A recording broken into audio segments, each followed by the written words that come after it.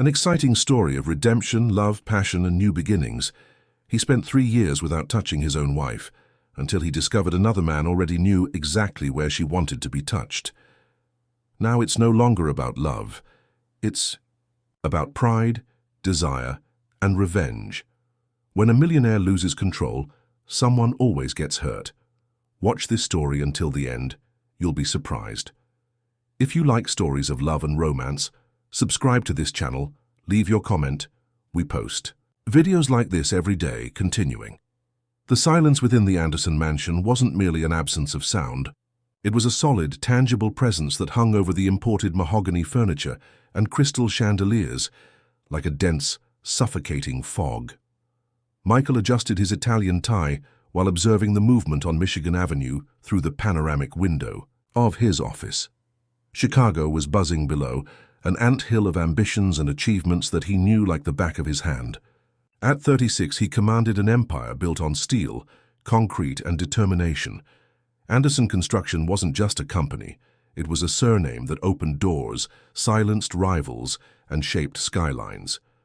But on that June morning, as the Chicago drizzle fogged the windows, Michael felt something strange gnawing inside him, a restlessness he couldn't name, a discomfort that financial reports and endless meetings couldn't erase. He had everything, absolutely everything that a man in his position could desire. So why had he awakened once again with that empty feeling, as if something fundamental was slipping through his fingers? The office door opened without him hearing footsteps. Emily entered with her usual lightness, carrying a coffee tray. 3 years of marriage, and she could still move through the house like an elegant ghost, present but distant, close but inaccessible. Michael observed her through the window's reflection. The navy blue dress perfectly embraced her delicate curves. Her light brown hair, tied in a low bun, revealed the graceful line of her neck. She was beautiful, always had been. Since the day he met her at that charity event, when she still worked as a translator for international companies, and he had been fascinated by how her green eyes sparkled when she talked about literature. "Your coffee," she said, placing the tray on the marble table. Her voice was soft, polite, but there was a neutrality in it that hurt more than any scream. Michael turned around, studying his wife's face. Emily avoided his gaze, as she always did lately. When had this started? When had she stopped really smiling at him? When had her embraces become perfunctory, her kisses mechanical, their conversations limited to practical matters? "Thank you," he murmured, approaching the table. Emily's fingers brushed his when she handed him the cup, and Michael felt the familiar shiver she still caused in him. For a moment their eyes met. There was something there, a depth he recognized but couldn't reach. It was like looking into the bottom of a well and seeing only distorted reflections. "Are you traveling today?" she asked, already moving away. "To London. We closed the partnership with the British." He drank the coffee, savoring the perfect blend she always prepared. "I'll be back on Thursday." Emily nodded but said nothing about missing him. She didn't say she would wait for his return. She didn't say she would think of him. She merely murmured an almost inaudible "safe travels" and headed for the door. Emily. His voice stopped her at the threshold. "Yes?" Michael opened his mouth, trying to find words for something he didn't even understand himself. He wanted to say he loved her. He wanted to ask why she seemed so distant. He wanted to cross the space between them and really touch her, not as he did on those rare occasions when they shared a bed, but as a man who recognizes in his woman his only salvation. But the words were lost in the air, swallowed by the same fear that had haunted him since childhood, the fear of giving himself away, the fear of being vulnerable, the fear of loving as much as his mother had loved his father, and being despised in the same way. "Nothing," he finally said. "Just take care." The smile she gave him was cordial, polite, empty. "You too." And then she was gone, leaving only the jasmine perfume and the feeling that something precious was slipping through his hands. Michael finished his coffee in silence, trying to concentrate on the documents spread across the desk. But his mind kept returning to Emily, to the way she played piano at night, when she thought he wasn't listening, to how her eyes lit up when she read a particularly moving book, to how she bent over the plants in the winter garden, whispering to them as if sharing secrets. There was an Emily that existed when he wasn't around, he knew, a more alive, more intense, more real version of her, and that Emily he had never known. The phone rang, interrupting his thoughts. It was Mark, his right-hand man, confirming the travel details. Michael forced his mind to focus on business, on the decisive meeting awaiting him in London, on the millions that would change hands in the coming days. Work had always been his salvation, his comfort zone. There he had total control, knew every variable, dominated every outcome. But during the flight to Europe, as he watched the clouds through the private jet's window, Michael couldn't shake the feeling that he was running from something important. The image of Emily kept returning to his mind, the way she sighed softly during sleep, how she bit her lower lip when concentrating, how her fingers danced across the piano keys, creating melodies that seemed to come directly from her soul. He had met her 3 years earlier at a charity event promoted by the Anderson Foundation. Emily worked as a simultaneous translator for foreign businessmen, and Michael had been hypnotized by how she transitioned between languages with the same elegance with which she moved across the dance floor. She was different from the other women who gravitated around his social circle. There wasn't the desperate hunger for status or the calculated seduction of debutantes in search of a good marriage. Emily possessed a sharp intelligence and a rare authenticity that completely disarmed him. The courtship had been intense, at least on his part. Michael discovered himself capable of gestures he never imagined he would make for a woman. He sent rare flowers to her small apartment in Wicker Park. He took her to intimate dinners at hidden restaurants where they could talk for hours without interruption. He gifted her with old books he found in used bookstores, just to see her eyes light up with happiness. For 6 months, Michael Anderson allowed himself to be just a man in love, not a walking empire. The wedding happened on an autumn Saturday at the family estate in Aspen. Emily was radiant in her French lace dress, her smile lighting up her entire face when she said yes before the improvised altar in the garden. Michael remembered perfectly the sense of completeness he felt at that moment, as if all the pieces of his life had finally found their places. But the honeymoon in Santorini marked the beginning of the change. Michael realized he didn't know how to be a husband without ceasing to be the relentless businessman who had built his fortune. The intimacy required by marriage terrified him. Every affectionate gesture seemed to expose a weakness. Every moment of vulnerability awakened in him the ghost of his father, who had humiliated his mother with such calculated coldness that she had withered away, dying of cancer that Michael always believed had been caused by a broken heart. Gradually, Michael began to protect himself. Intimate conversations gave way to reports about work.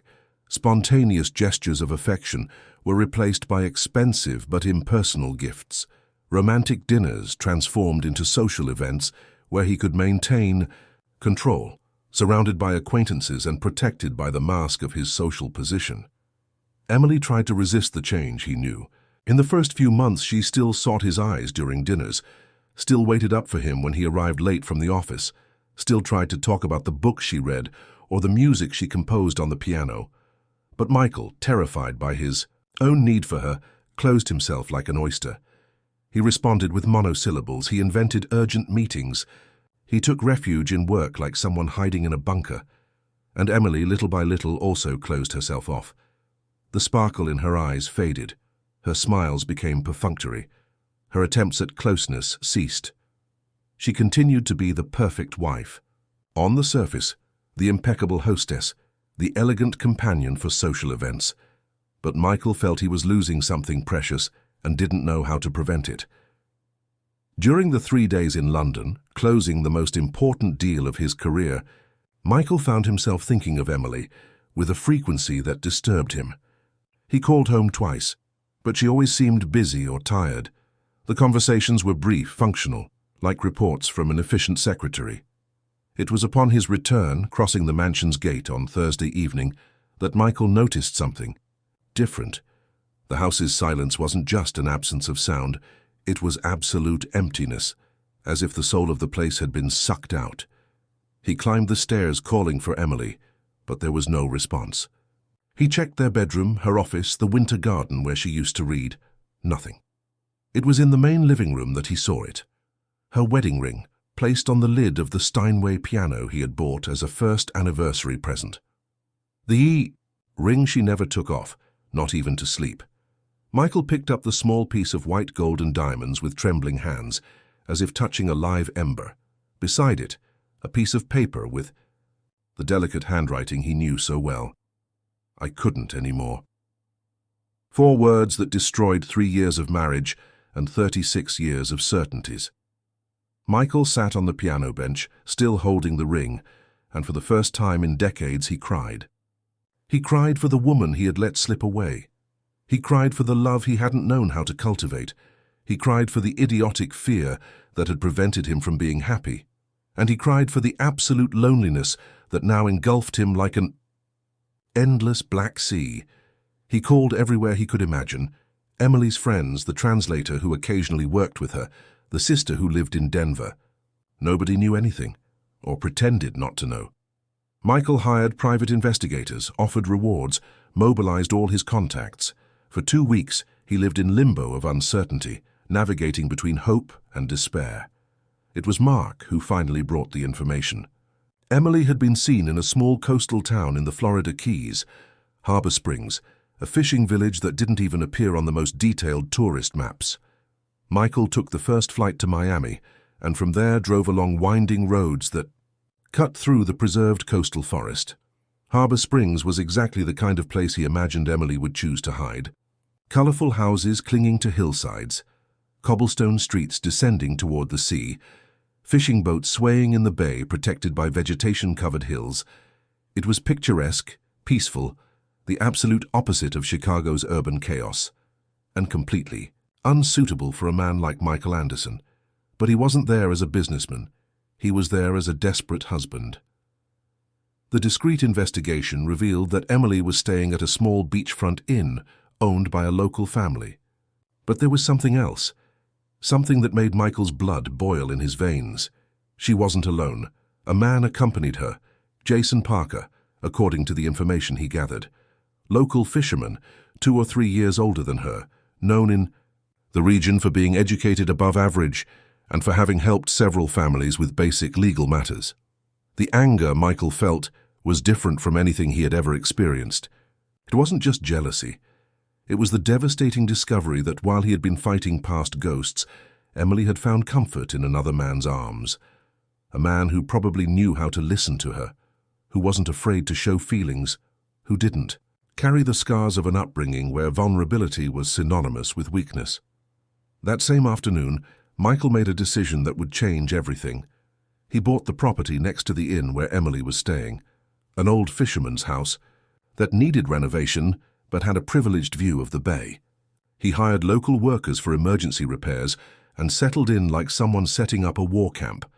He wasn't leaving without Emily, and he wasn't going to let another man have what was his. The first encounter happened the next morning at a local bakery where she had gone to buy bread. Michael saw her through the window, animatedly talking with the baker about regional recipes, and for a moment he was paralyzed. She was different, her hair longer, loose over her shoulders, waving in the sea breeze, her skin golden from the sun, a light cotton dress he had never seen before. But what shocked him most was the smile, a genuine, spontaneous smile that lit up her entire face. When was the last time he had seen her smile like that? Emily noticed him as she was leaving the bakery. The bread bag slipped from her hands and shattered on the ground, but she didn't seem to notice. Her green eyes widened, the color draining from her face. For a long moment they just looked at each other across the narrow street, like 2 warriors recognizing the enemy on the battlefield. "Michael," she whispered, and even at a distance, he could see how her hands trembled. "What are you doing here?" He crossed the street, stepping on the scattered bread without taking his eyes off her. "I came to get my wife." "Your ex-wife," she corrected, raising her chin in a gesture of defiance that he knew well. "I left the ring, I left a note. It's clear enough." "You ran away," said Michael, stopping a meter away. Up close, he could see the small golden freckles the sun had brought to her nose. He could smell the jasmine perfume mixed with sea salt. You ran away like a thief in the night. Ran away? Emily's eyes flashed. I left a golden prison where I was slowly dying, where you treated me like an expensive piece of furniture that needs to be preserved but never used. The words hit Michael like slaps, but he didn't back down. You are my wife. I was. Her voice was firm now, carrying a determination he had never seen before. I was your wife when you still saw me as a person, when you still talked to me, when you still touched me like someone who loves, not like someone fulfilling an obligation. Michael felt the blush rise up his neck. Around them, some locals began to stop and observe the scene. A man in an Italian suit arguing with a woman in a cotton dress on a cobblestone street. It must have seemed surreal. Can we talk in private?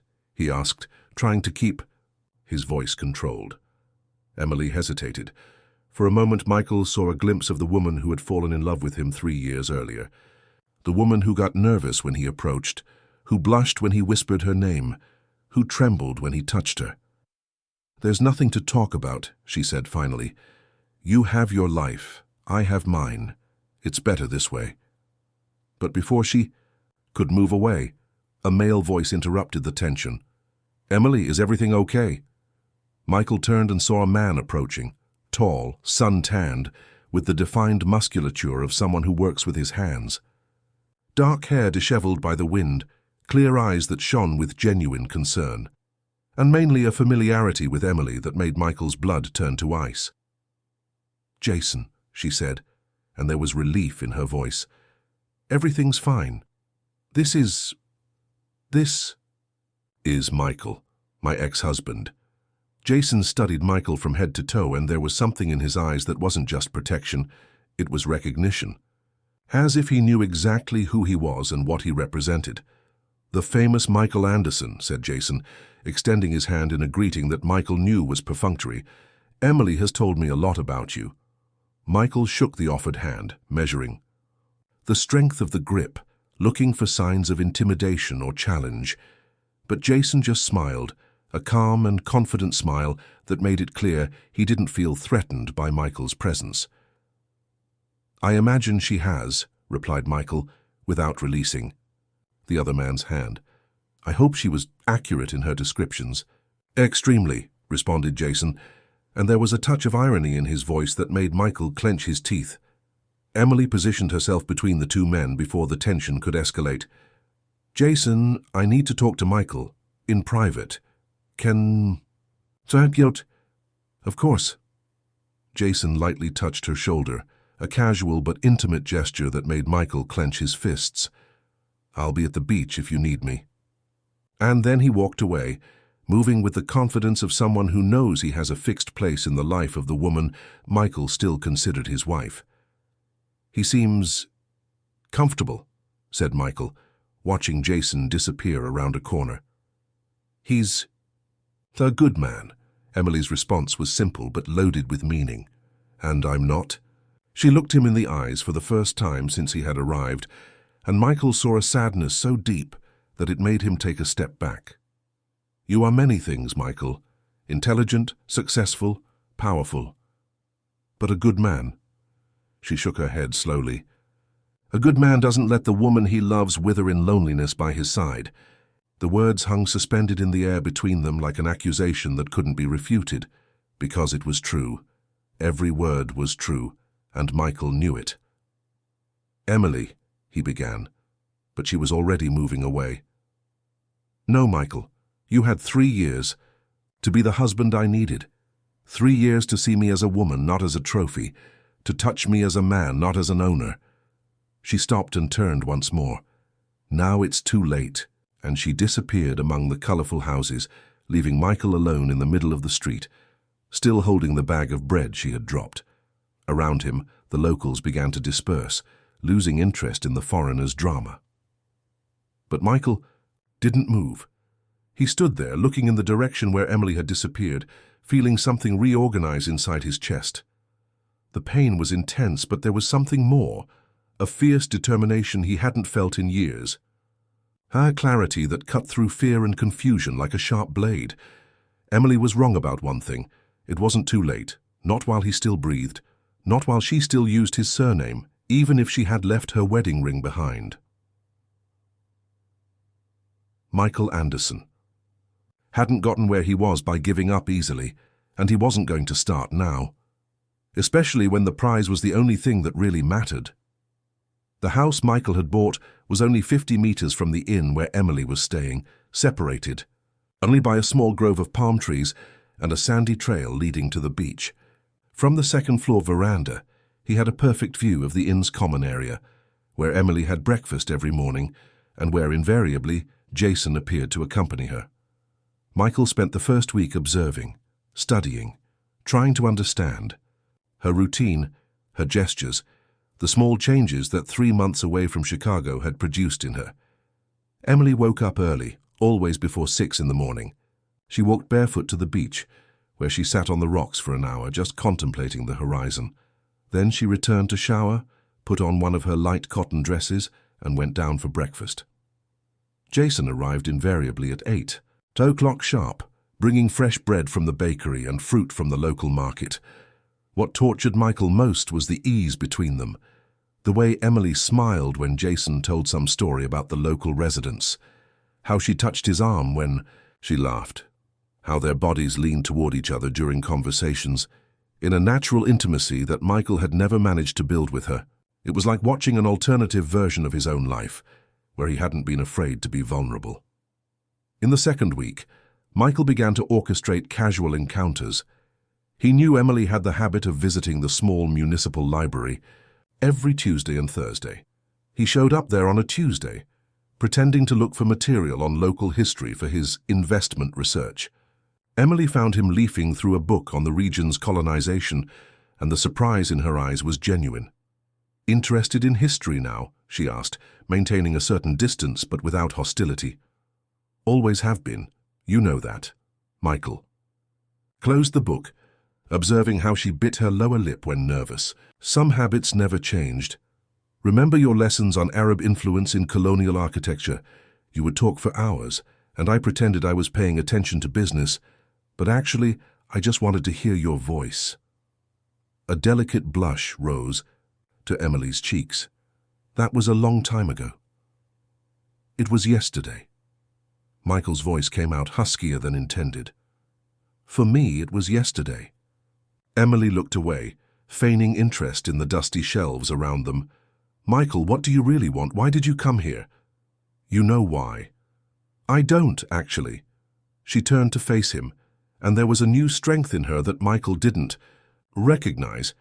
The man I knew would never have left business to chase after a woman, especially a woman he considered dispensable. "I never—" Michael took a step toward her, but Emily instinctively backed away. "Never considered you dispensable." "No." Her laugh was bitter. "Then how do you explain the 3 years in which you treated me like part of the decoration? The times you arrived late and didn't even ask how my day was? The nights you touched me in the dark, quick and without looking into my eyes, like someone fulfilling an obligation?"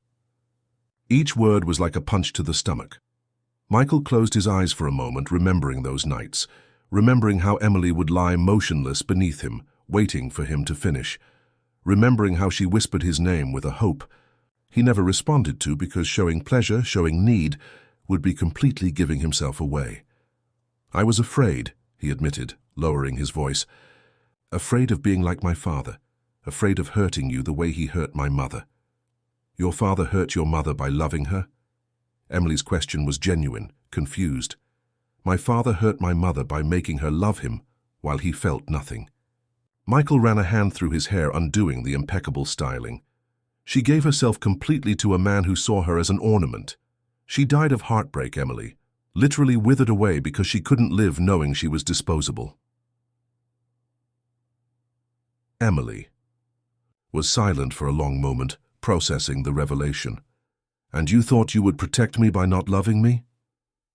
"I thought I would protect us both. You protected us so well that you destroyed our marriage." Michael had no answer for that, because it was true. In attempting to avoid his father's pattern, he had created exactly the same destructive dynamic. "I can try again," he said finally. "I can learn to be different." Emily shook her head slowly. "You don't understand, Michael. It's not about trying, it's about feeling. You can't learn to love me. Either you love or you don't love. And if you had to learn during 3 years of marriage, then teach me now." The vulnerability in his voice must have touched something in Emily, because she stopped backing away. For a moment, Michael thought she might say something, that she might give him a chance. But then the library door opened, and Jason entered, bringing with him the smell of salt and fresh fish. "Emily, are you okay?" His eyes went straight to Michael, registering the tension in the air. "I am," she replied, but her voice was a little shaky. Michael was just saying goodbye. It wasn't a goodbye, and all three knew it. But Michael didn't insist. Not there, not in front of Jason. He nodded politely and left the library, but not before seeing how Jason approached Emily, how she let herself be consoled by his touch on her shoulder. That night, Michael drank. Half a bottle of Scottish whiskey he had brought from Chicago, sitting on the house's veranda, watching the lights of the inn through the palm trees. He could see the silhouettes of Emily and Jason on the terrace, animatedly conversing during dinner. He could see how she gestured while talking, how he leaned in to hear her better. He could see when they got up, to retire, how Jason gently touched the small of her back, guiding her inside. The possibility that they slept together was a torture Michael couldn't bear. Imagining another man's hands traversing the body he knew so well, imagining her sighing, with pleasure in another's arms, imagining her surrendered and vulnerable in the way she had never been with him. The whiskey couldn't drown these images. It was during the 3rd week that Michael discovered something interesting about Jason Parker. The fisherman who supposedly earned his living from the sea had a boat too expensive for his declared profession. Additionally, he received correspondence from a law office in Miami with suspicious frequency for someone who lived in a fishing village. Michael discreetly hired a private investigator from Miami to make some verifications. What he discovered intrigued him. Jason Parker really had been born in Harbor Springs, the son of local fishermen. But at 18 he had won a scholarship to the University of Florida, where he graduated in law with exceptional grades. He worked for 3 years at a law firm in Miami, specializing in business and tax law. Then, abruptly, he left everything and returned to his native village where he had been living for 5 years as a fisherman. What would make a successful lawyer abandon his career to fish? And how did he know Emily? The pieces didn't fit, and Michael felt there was something important being omitted. The answer came partially on a Thursday, when Michael decided to follow Jason during one of his boat outings. He rented a small fishing boat from a local resident and maintained a safe distance, observing through binoculars. Jason didn't fish. Instead, he met with another boat a few miles from the coast, where there was a quick exchange of packages. Nothing that looked like drugs or contraband. Documents from what Michael could see. Intrigued, Michael intensified the investigation, and that's when he discovered the connection that would change everything. Jason Parker wasn't just an ex-lawyer. He was the son of Helen Parker, who for 15 years had been the personal secretary of Richard Anderson, Michael's father. Helen had been summarily dismissed when Richard discovered she was copying confidential company documents. It was never proven to whom she was selling the information, but the dismissal was brutal and public, destroying her reputation in the city. Helen died 2 years later, officially of pneumonia, but everyone knew it was shame that had killed her. Jason Parker had reasons to hate the Anderson family, and now he was very close to the heir's wife. Michael felt a chill in his stomach as he made these connections. If Jason was using Emily to take revenge on the family that destroyed his mother, she was in danger. But how to explain this without seeming paranoid? How to convince her that the man who made her smile might be manipulating her? The opportunity arose on a rainy Friday. Michael knew Emily had the habit of taking refuge in the small local chapel when the weather was bad. It was a place where she could be alone without Jason around. Michael found her there, sitting on the last bench, watching the rain beat against the colored stained glass. "May I sit?" he asked, respecting the solemnity of the place. Emily nodded without looking at him. Also seeking refuge from the storm? Seeking... Michael sat beside her, maintaining a respectful distance. We need to talk. About what? I've said everything I had to say. About Jason. Now she looked at him, and there was something defensive in her posture. What about Jason? Michael hesitated. How to begin without seeming like a jealous ex-husband? Did you know him before? Before coming here? Why do you ask? Please answer. Emily was silent for a moment, playing with the hem of her dress. We met as teenagers, on a trip I took with my family here. I was 17, he was 19. We spent 2 weeks talking, about books, about dreams, about how to escape the limitations of our small lives. She smiled at the memory. He wanted to be a lawyer, I wanted to see the world. We promised we would meet again when we were free to choose our lives. And did you stay in touch? For a while. Letters mainly, then life happened. He went to university, I started working. We lost touch for almost 10 years. Until you came here. I didn't come looking for him, said Emily defensively. I came looking for a place to think, to find myself. Jason appeared in the second week. He recognized me on the beach and it was as if no time had passed. We still talked for hours. We still laughed at the same things. Michael felt a pang of jealousy so intense that he had to clench his fists. And he never mentioned that he knew you from before, that he knew who you were when you arrived here. Emily frowned. What do you mean? I mean that maybe it wasn't a coincidence that he appeared soon, after you arrived. Michael, her voice carried a warning. Do you know his full surname? Parker. Jason Parker. Emily hesitated. Why? Helen Parker worked for my father for 15 years. She was fired under accusations of industrial espionage. She died 2 years later. The silence that followed was deafening. Emily became very pale, processing the information. You're insinuating that Jason... I'm saying that maybe you're not the only one with reasons to want to escape the Andersons. This is madness. But there was uncertainty in her voice now. Is it? Michael turned to face her completely. An Anderson woman appears alone in a lost village where the son of the woman my father destroyed lives. What kind of coincidence would that be? Emily stood up abruptly, starting to pace back and forth in the small space. Even if it were true, even if Jason had reasons to hate your family, that doesn't mean he's using me.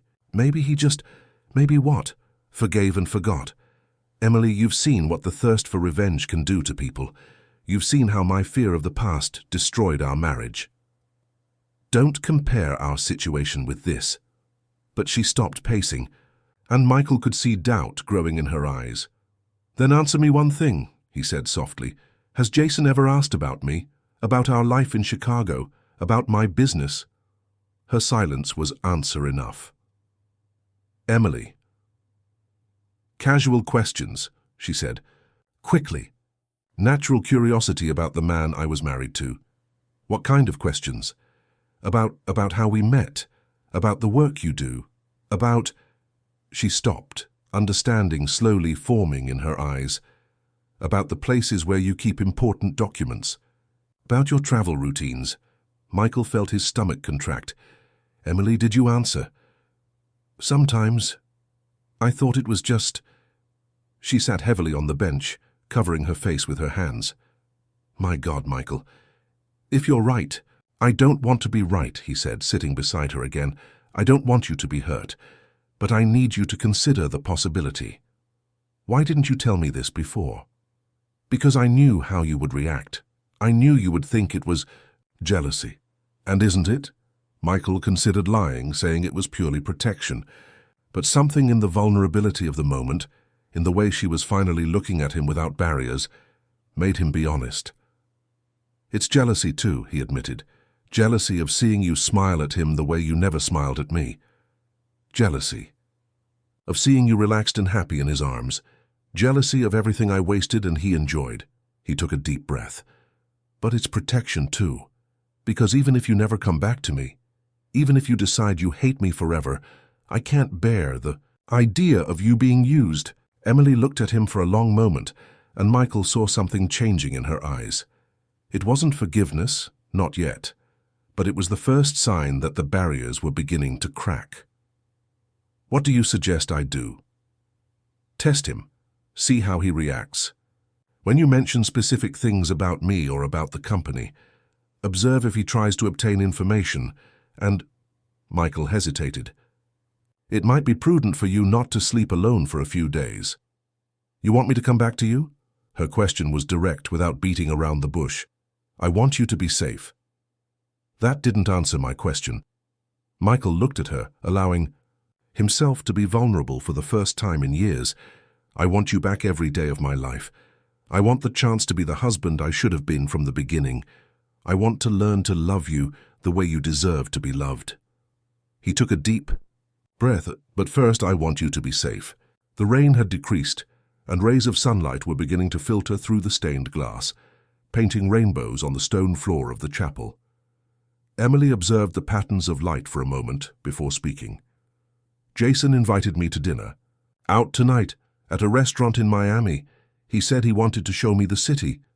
The alarm immediately went off in Michael's mind. "Emily, don't go." "Why?"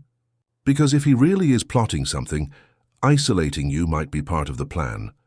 She was silent, considering. "And if you're wrong? And if Jason is exactly who he seems to be, and I'm destroying the only chance of real happiness I've had in years because of paranoia? Then I'll ask for forgiveness for the rest of my life," said Michael simply.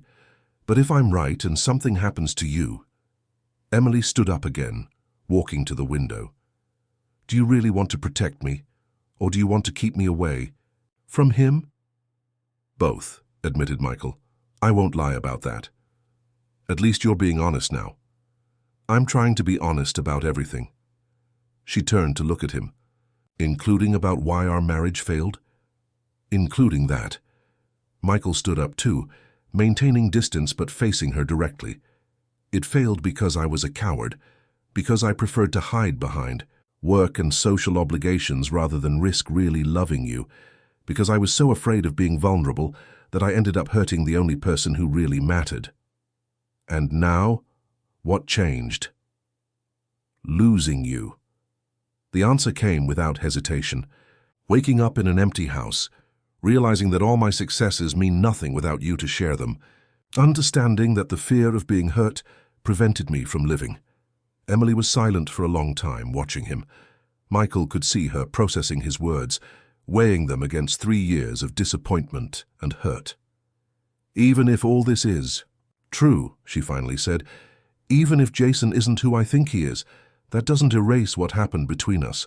I can't simply forget 3 years of loneliness." "I'm not asking you to forget," said Michael. "I'm asking for a chance to prove I can be different." "How?" The question caught him off guard. How to prove he had changed? How to demonstrate that the fear that had paralyzed him for years had finally given way to something stronger? "Let me stay with you tonight," he said, the words coming out before he could censor them. "Not for sex, not for anything beyond ensuring you're safe. Let me take care of you the way I should have done from the beginning." Emily studied him for a long moment. "And if I don't cancel dinner with Jason?"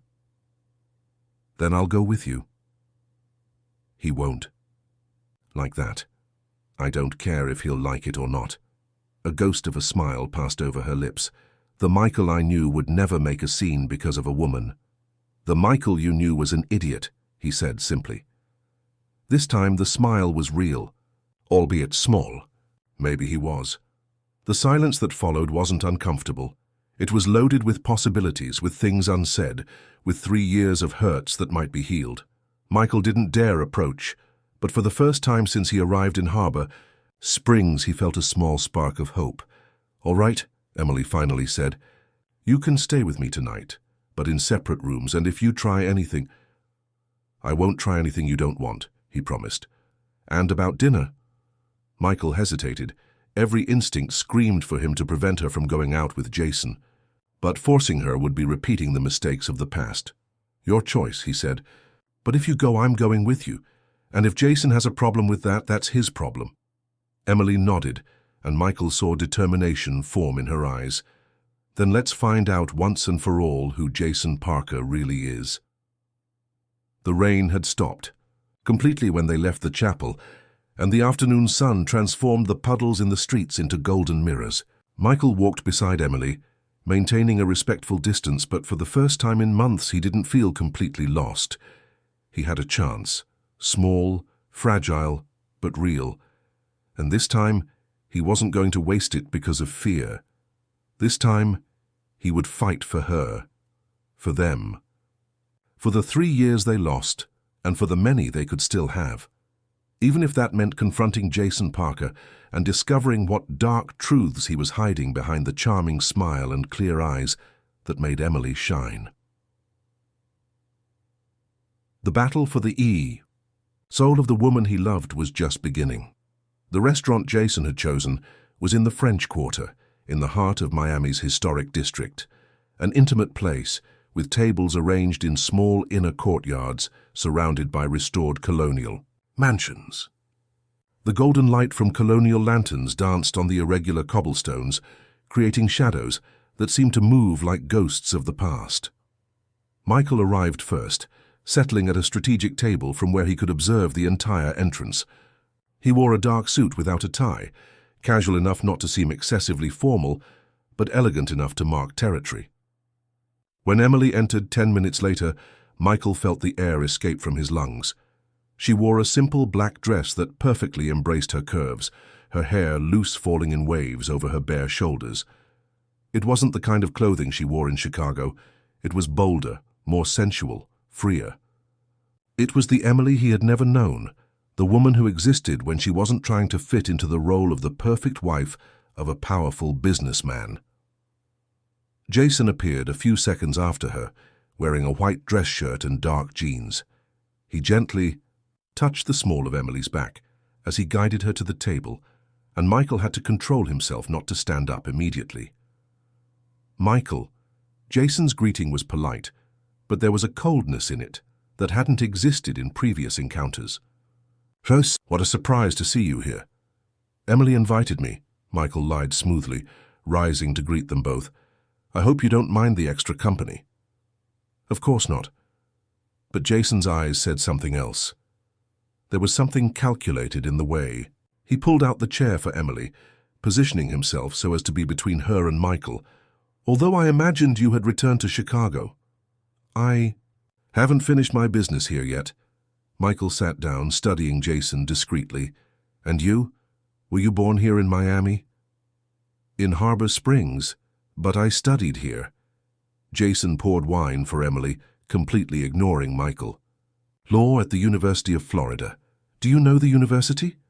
"By reputation." Michael accepted that the game had begun. Must have been quite a change, from the life of a fisherman to university. "How did you get the scholarship?"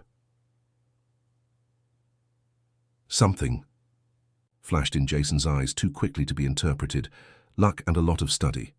And then you went back to fishing. Why?" "Michael." Emily's voice carried a warning. "There's no problem, dear," said Jason, touching her hand on the table. The gesture seemed natural, but Michael noticed how his fingers curved possessively over hers. "It's a valid question.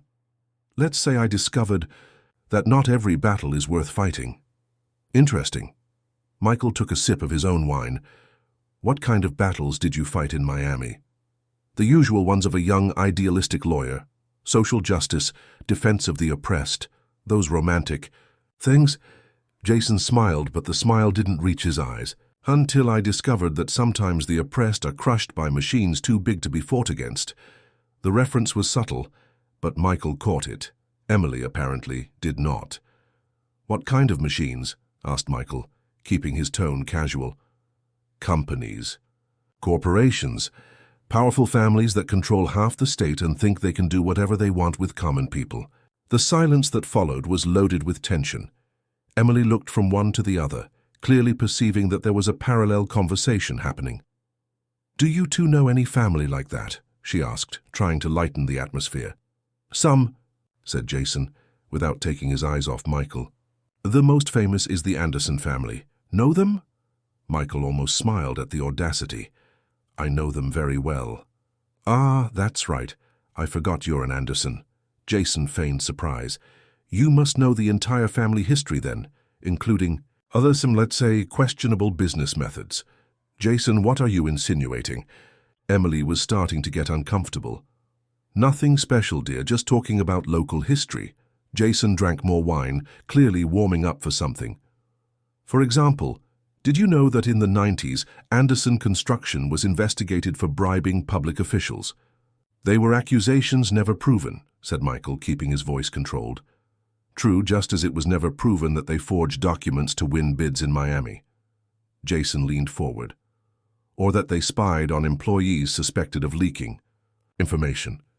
Jason, stop. Emily was visibly disturbed now. Why are you doing this? Doing what? Talking about historical facts. Jason touched her face with false tenderness. I think your husband doesn't mind. Do you mind, Michael? Depends on where you're going with this. Nowhere in particular. I just thought Emily should know better the family she married into. For example, did you know that your father-in-law fired an employee who had worked for him for 15 years on suspicion of espionage? Emily paled. How do you know about this? Research. I like to know the history of important people in the region. Jason smiled coldly. The employee's name was Helen Parker. She died 2 years after the dismissal in sad circumstances. The silence was deafening. Emily looked between the two men, understanding slowly forming in her eyes. Parker, she repeated softly. Helen Parker was your mother. She was. Jason's mask finally fell completely. An honest woman who worked 15 years for a man who discarded her like garbage based on unfounded suspicions. Unfounded suspicions? Michael leaned forward. She was caught copying confidential documents. To pay for my father's medical treatment, Jason slammed his fist on the table, making the glasses shake. She was copying public works contracts to sell to a journalist because she needed money for his chemotherapy, not to harm the company to save my father. And that justifies industrial espionage? Michael kept his voice calm, but he felt the anger growing. That justifies a dismissal, not a persecution. Your father didn't just fire her. He made sure. She never got work in Miami again. He destroyed her reputation. He made our neighbors treat us like criminals. Emily was very pale now, her hands visibly trembling. Jason, did you approach me because of this? Jason turned to her, and for a moment Michael saw something genuine in his eyes. Real pain, real conflict. In the beginning, yes. Emily's whisper was almost inaudible. In the beginning? When I found out that Michael Anderson's wife was alone in Harbor Springs, I thought it was a perfect opportunity, a chance to get close to the family that destroyed mine. Jason ran a hand through, his hair undoing the careful styling. But then I recognized you. Really recognized you. What are you talking about? You don't remember me, do you? From the trip you took with your parents when you were 17. Jason smiled sadly. I was 19. We talked for hours on the beach about books, about dreams, about how we were going to conquer the world. Emily's eyes widened. That boy? You were that boy? I was. And I fell in love with you that summer. I fell hopelessly in love with a girl who dreamed of knowing the world and who made me believe I could be anything. Jason touched her face. Again, and this time the tenderness was real. When we met again, all the feelings came back, stronger than before. But you still planned to use her? Michael's voice was dangerously low. In the beginning, yes. I thought I could do both things. Take revenge on your family and stay with the woman I always loved. Jason turned to Michael, and there was challenge in his eyes. But I discovered I couldn't hurt her, even if that meant giving up revenge. Then why all the questions about me? About my business? Jason hesitated. Because I'm still trying to understand what kind of man lets a woman like Emily slip away. What kind of man is so blind that he doesn't see the treasure he has at home? Jason. Emily stood up abruptly, tears beginning to stream down her cheeks. "I need air." She quickly left the restaurant, leaving the two men alone at the table. For a long moment, they stared at each other in silence like gladiators evaluating their opponent. "You really love her," Michael finally said. "I do. I always have." Jason drank the rest of the wine in one go. "And you?" "More than I thought. It was possible to love someone. Then we have a problem." "We do," Michael stood up. "She made her choice when she left home. Now she'll have to make another." "And if she chooses me?" Michael looked at him for a long moment. "Then I'll have to live with it. But if you hurt her in any way, I will destroy you the same way my father destroyed your mother." "Is that a threat?" "It's a fact."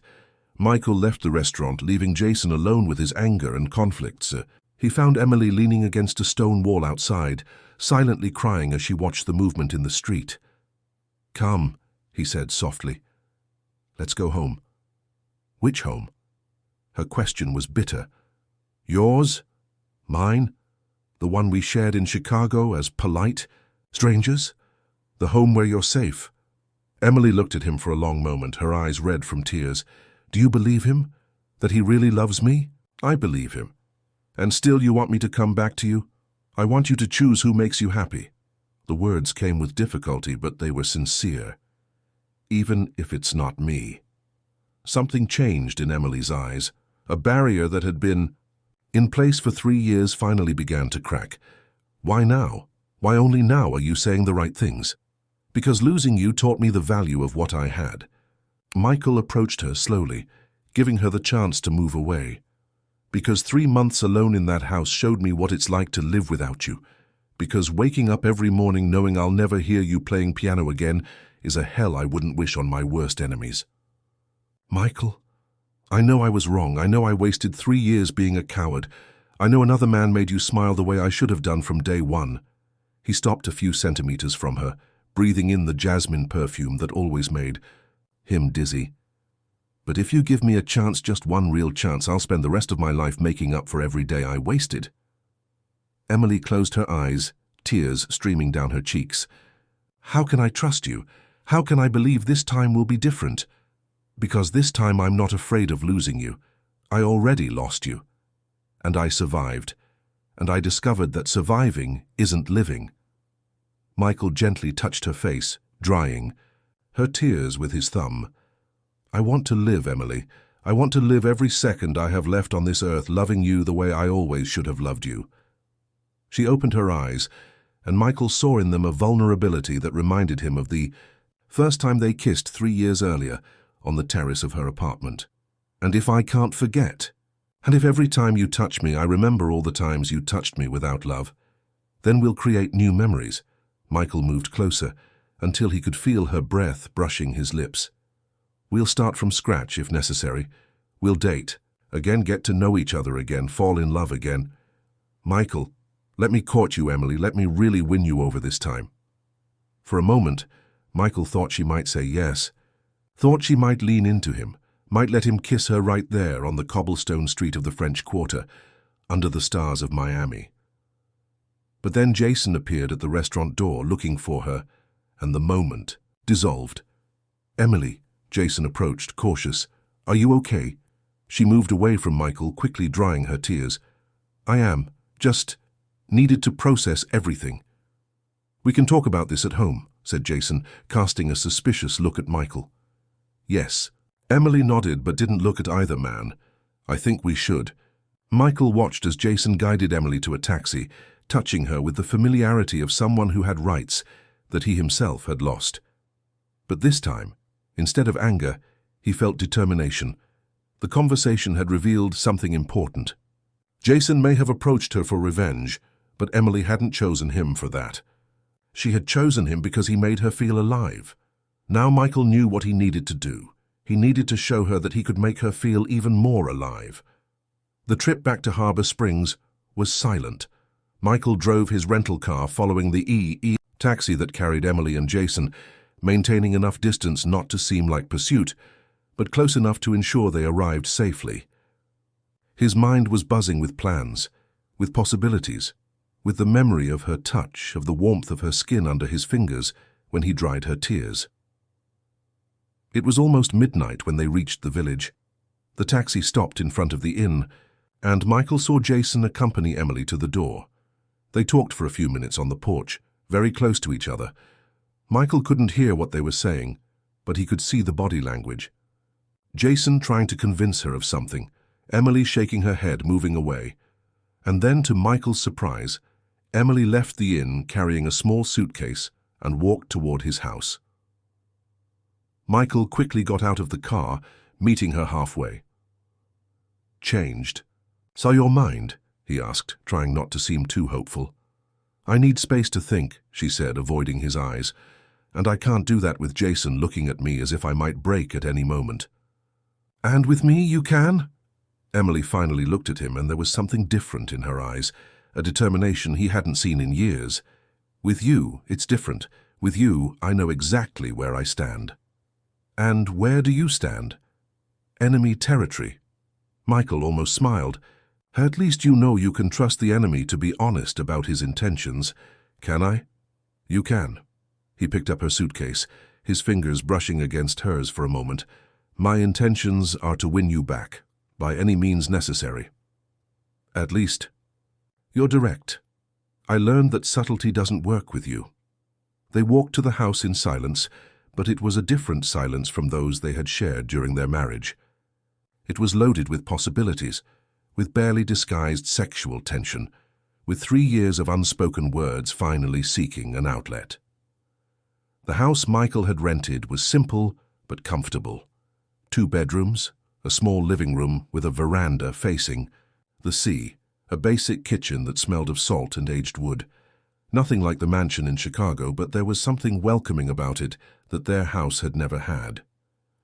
"The guest room is there," said Michael, indicating a door. "It has its own bathroom. You'll be comfortable." Emily nodded but didn't immediately head for the room. Instead, she walked to the veranda, where she stood watching the moonlight reflecting on the waves. "It's beautiful here," she said. "It is." Michael joined her on the veranda, maintaining a respectful distance. "Different from Chicago."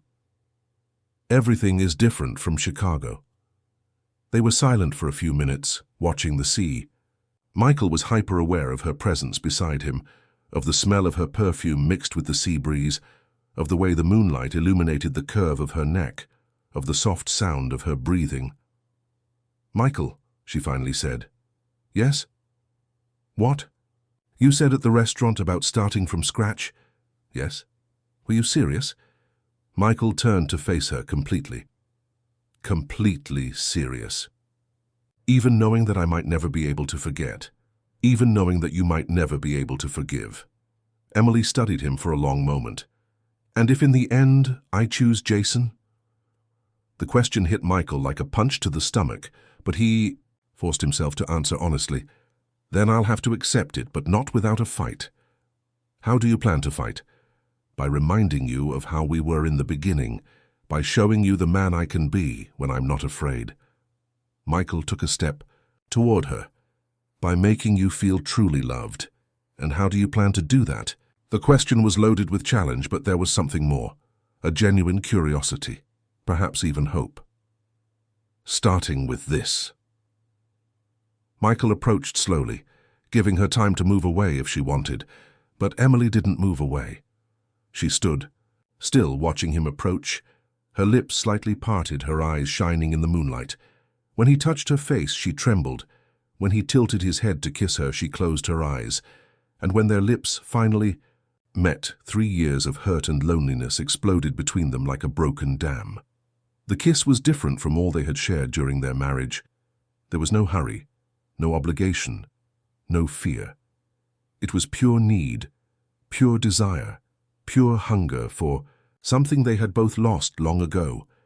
Emily melted against him, her hands clutching his shirt, a low moan escaping her throat when he deepened the kiss. Michael felt as if he were dying and being reborn at the same time, as if 3 years of emptiness were finally being filled. When they separated, both were breathless. Emily looked at him with wide eyes as if she couldn't believe what had happened. "Michael." "I know." He touched his forehead to hers. I know it's complicated. I know there's still a lot to be resolved, but this is real. This has always been real. Emily closed her eyes, visibly struggling against conflicting emotions. I can't just forget everything that happened. I'm not asking you to forget. I'm asking you to give me a chance to fix it. How? Michael leaned in and gently kissed the base of her neck, where the jasmine perfume was most intense. Emily shivered, her breathing becoming irregular. Michael, it's not fair. What's not fair? He continued kissing her neck, moving up to her ear. Touching my wife. Loving my wife the way I should have always loved her? Your ex-wife, she corrected, but her voice came out weak, without conviction. There is no ex. Not for us.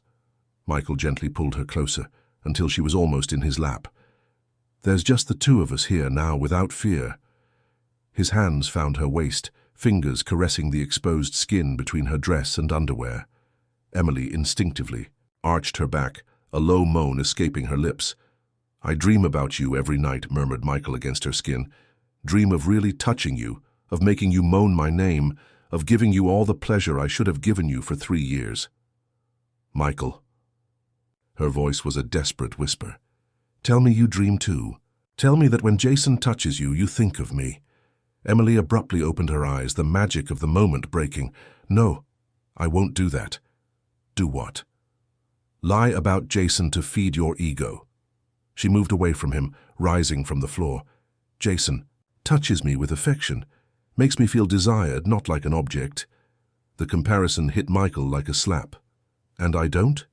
You are now. But for 3 years, Emily shook her head. For 3 years you touched me like someone signing a contract. Quick, efficient, without emotional involvement. Because I was afraid of getting emotionally involved. And what changed? What guarantees that you won't go back to being afraid when the novelty wears off? Michael stood up too, the frustrated, desire transforming into something more urgent. Because now I know what it's like to live without you, and I'd rather die than go back to that. Beautiful words, Michael. But you've said beautiful words before. When? At our wedding. On our honeymoon. On our first anniversary. Emily crossed her arms over her chest, protecting herself.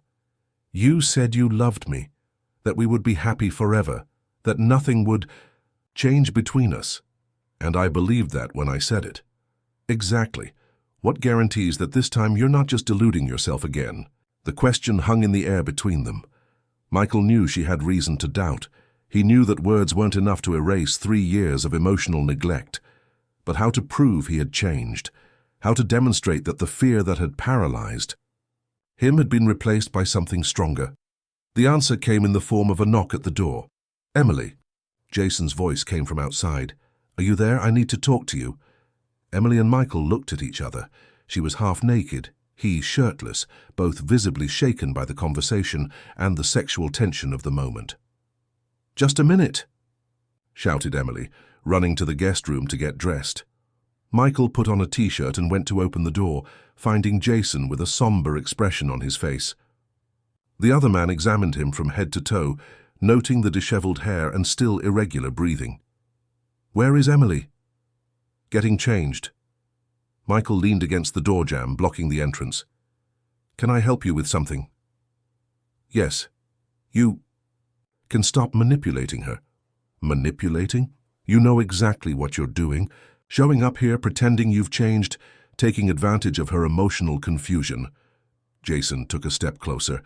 But I know men like you, Michael. Men who think they can buy and control everything, including feelings. You don't know me. I know your family. I know your methods, your arrogance. Jason smiled coldly. And I know you haven't changed. Men like you don't change. Jason? Emily appeared behind Michael wearing a simple cotton dress. What are you doing here? I came. To warn you? Jason didn't take his eyes off Michael. Some people arrived in the village this morning. People looking for you. Michael felt his blood freeze. What kind of people? The kind who wear suits in coastal Florida and ask questions about the woman staying with Michael Anderson. Journalists? Asked Emily, alarmed. I don't know, but they didn't look like tourists. Jason finally looked at her. Emily, you need to get out of here now. Why? Who are these people? I don't know, but one of them had a photo of you and specifically asked about your relationship with Michael. Michael ran a hand through his hair, his mind working quickly. There were few people who would have interest in tracking them down there. Investigative journalists, private investigators hired by business rivals, or something worse. Michael, who could be looking for us? Emily's voice was tense. Many people. Michael was already calculating escape options. Rivals who want information about my business, ex-employees who want blackmail, journalists after scandal. Scandal? Heir to business empire chases ex-wife, who ran away with local fishermen, Michael said dryly. Depending on how it's told, the story can destroy much more than my reputation, Jason interjected. I have a boat. I can take you to a nearby island until we find out who these people are. No, Michael's response was immediate. I'm not going to run. Michael, be reasonable. No. He turned to Emily. If we run together, if I hide you, it will confirm exactly the kind of story they want. It will look like we have something to hide. And don't we? Emily's question was genuine. Michael looked her in the eyes. We do. We have 3 years of failed marriage. We have an unofficialized divorce. We have you living with another man. He took a deep breath. But we don't have anything illegal, and I'm not going to act like we do. And if it's something more serious, Jason insisted, what if it's dangerous people? Then running will only make things worse. Michael moved away from the door, starting to pace around the room. I need to know who they are and what they want. How do you plan to find that out? Michael stopped and turned to the two of them. By going to talk to them. Michael, no. Emily approached him. It's dangerous. Emily, I'm not going to spend the rest of my life running from shadows. If someone wants something from me, let them have the courage to say it to my face. And if they want to harm you or me, then Jason was right from the beginning, and you should stay away from me. The silence that followed was laden with tension. Emily looked between the two men, clearly torn between Jason's prudence and Michael's determination. There is another option, she finally said. What? Let's leave. The 3 of us. Far from here. Michael and Jason looked at each other, surprised. Where to? Asked Jason. It doesn't matter. Chicago, Miami, New York, any place where we can find out who these people are without risking ourselves. Emily, you can't run forever, said Michael softly. I'm not running. I'm being strategic. She turned to Jason. Can you arrange a bigger boat? Something that can take us to Miami? I can. But why? Because I know people there. Journalists, lawyers, people who can help discover who's after us. Michael studied her face. Are you sure? Because once we return to civilization, there's no more hiding our situation. I know. Emily raised her chin in a gesture of determination he knew well. But I won't let them intimidate us, and I won't let them destroy any chance we might have. She hesitated. Of what? Michael moved closer to her. Of finding out if we can still fix this between us. The words hit Michael like a punch to the chest. It was the first time she openly admitted there was a possibility of reconciliation. Emily, Jason began. Jason, I know you don't agree. I know you think I'm making a mistake, but I need to try. She touched his arm affectionately. You said you love me, so give me the chance to discover what I really feel. Jason was silent for a long moment, visibly struggling against himself. Finally, he nodded. All right, but with one condition. What? If in the end you decide you want to stay with him, I'll accept it. But if you decide you want to stay with me, he'll have to accept it too. Michael extended his hand to Jason. I accept. Jason shook the offered hand, but there was something in his eyes that Michael couldn't decipher. Then let's leave before it's too late. 2 hours later, the 3 of them were on Jason's boat, sailing toward Miami. Emily had made some calls. From a public phone in the village, securing a safe place for them to stay in the Florida city. Michael brought only the essentials, leaving instructions for the house to be kept empty for a few days. Jason's boat was larger than Michael expected. A modern fishing vessel with an enclosed cabin and sophisticated navigation equipment. Too expensive for an ordinary fisherman, confirming Michael's suspicions about the other man's true source of income. During the trip, Michael observed the interaction between Emily and Jason. There was a genuine familiarity between them, an ease of communication that he envied. Jason made her laugh with stories about the local residents. She worried when he had to adjust some ropes during a change in wind. It was the kind of natural intimacy that Michael had never managed to build, even during the best moments of their courtship. But there was something more, something Jason wasn't saying. Michael noticed how the other man constantly checked the boat's communication equipment, how his eyes scanned the horizon with the attention of someone accustomed to surveillance, how his hands moved over the controls with the competence of someone who had much more experience with navigation than he should have. "Jason," said Michael, approaching the helm, "may I ask a question?" "Sure. Where did you learn to navigate?" "Like this." Jason hesitated for a moment. "My father was a fisherman. I grew up on the sea. Village fishermen don't usually have boats like this. This boat isn't mine. Whose is it?" "A friend's." "What kind of friend?" Jason stopped pretending he was concentrating on the instruments and faced Michael directly. "The kind who has an interest in keeping certain people away from other people." "What kind of interest?" "The kind that can be financial or personal or both." Michael felt a chill up his spine. "Jason, what game are you playing?" "The same as you. Trying to protect the woman I love." "Protect her from what?" "From you. From your family. From the world where people like you destroy people like us without blinking an eye."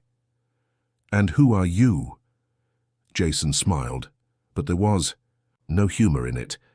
"People who think they have the right to buy and sell human lives, who destroy entire families for profit, who—" "Jason," Emily's voice interrupted the conversation. "Something's wrong." Both men turned to her, who was observing the horizon with binoculars.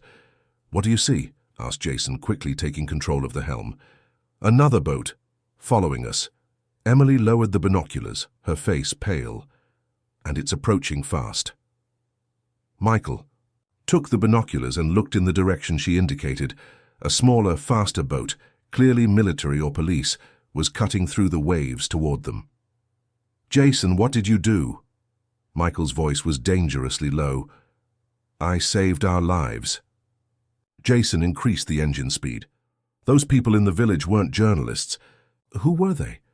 "Mercenaries, hired to kidnap Emily." "What?" Emily snatched the binoculars from Michael's hands. "How do you know that?" "Because I know them.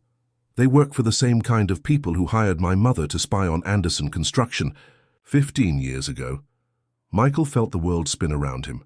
What people? Competitors, rivals, people who want to destroy your family and will use any means necessary. Jason looked at Emily, including kidnapping the heir's wife to force property transfers or information. "Why didn't you tell us this before?" Michael was fighting against panic. "Because I needed to be sure. And because I needed to get you out of there before they acted." The boat pursuing them was getting closer. Michael could see armed men on the deck. "Jason, who are the people in the boat behind us?" asked Emily, her voice trembling. "The good guys." Jason smiled grimly. "Federal police. Friends who owe me some favors." "You're a police officer?" Michael couldn't process the information. "I was. Undercover agent specializing in corporate crimes.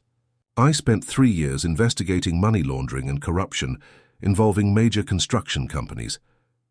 "Including mine?" "Especially yours." Michael's world completely collapsed. "You're arresting Emily to get to me?" "No." Jason reduced speed as the federal police boat approached. "I'm saving you both from people much more dangerous than me." "Jason, is this true?" Emily approached him, confused and frightened. "Every word." Jason gently touched her face. including the part about really falling in love with you. The federal police boat approached, and Michael saw uniformed men preparing to board. His life, his business, his future with Emily. Everything was about to change forever. "Michael," said Emily, turning to him, "whatever happens now—" "Yes? I believe you. I believe you've changed." Her words were the last thing Michael heard before the police boarded the boat, and his life, as he knew it, came to an end. But for the first time in 3 years, he didn't care, because Emily believed in him, and that was all he needed to face. Any storm that might come, even if that storm could destroy everything he had built over a lifetime. The federal police approach was surprisingly civilized. Instead of the armed and aggressive men Michael expected, 3 uniformed agents boarded with the calm efficiency of those executing a routine operation. The leader, a middle-aged, dark-haired man with experienced eyes, greeted Jason as if they were old acquaintances. "Agent Parker," he said, shaking Jason's hand. "Situation?" "Controlled, Commander Brooks. The targets are safe, but we need to move them quickly. The mercenaries identified our location about an hour ago." Michael observed the exchange, trying to process Jason's complete transformation. The charming fisherman had disappeared, replaced by a competent professional who spoke in codes and protocols. It was like watching a play where the lead actor removes his mask in the middle of the performance. "Mr. Anderson," Commander Brooks addressed Michael with formal respect, "I'm a federal police delegate. I need you to come with us for an urgent conversation about the lady's safety." "What kind of conversation?" Michael kept his voice controlled, but felt the tension growing. "The kind that can save both your lives." "Bully," approached Michael, instinctively seeking his hand. "Michael, they're trying to help us." "How do you know that?" "Because Jason risked his own operation to protect us." Michael looked at Jason, who avoided his gaze. "What operation?" "The one that can end the men who want to kidnap your wife. To force you to transfer properties and reveal privileged information about public bids." Commander Brooks's explanation was direct, without beating around the bush. Michael felt his stomach contract. "Who are these men?" "A consortium of corrupt businessmen and politicians who have been under investigation for 3 years. They discovered that Agent Parker was approaching compromising information through the investigation of Anderson Construction." "Through me," added Jason, finally looking at Michael. "They knew I was undercover, but they didn't know I had really fallen in love with Emily. They thought they could use me to get to you."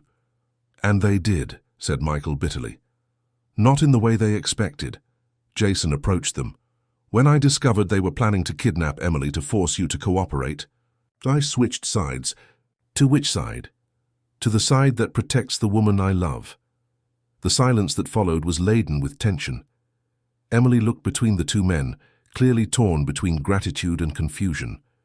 Michael struggled against conflicting emotions: anger at having been deceived, relief that Emily was safe, and a reluctant admiration for Jason's courage in defying his superiors. "Mr. Anderson," Commander Brooks interrupted the moment, "we need to move. We have information that a second group is heading this way." "What kind of information?" "The kind that says they won't try a civilized kidnapping this time." The words froze Michael's blood. He looked at Emily, seeing fear form in her eyes. "What do you want me to do?" asked Michael. "Trust us, let us take you to a safe location while we finish this operation." "And after?" "Afterward, you'll be free to leave or stay, depending on what you decide about the ongoing investigations into your company." Michael took a deep breath. He had no choice, and he knew it. "All right, but Emily comes with me." "Naturally. And I want answers. About everything." Commander Brooks nodded. "You'll have them, but first, we need to get you out of here." The Millionaire transfer to the federal police boat was quick and efficient. Michael observed as Jason destroyed communication equipment and documents on his own boat before abandoning it. He was clearly a man accustomed to covering tracks and disappearing when necessary. "Is he coming with us?" Emily asked Commander Brooks. "Agent Parker has his own mission to complete." "What mission?" Jason approached her, gently touching her face. Finding the men who want to harm you, and ensuring they never have that opportunity again. Is it dangerous? It's my job. Emily held his hand, and Michael felt a pang of jealousy he tried to repress. Jason, you lied to me about who you were. I lied about my profession. I never lied about my feelings. How can I know the difference?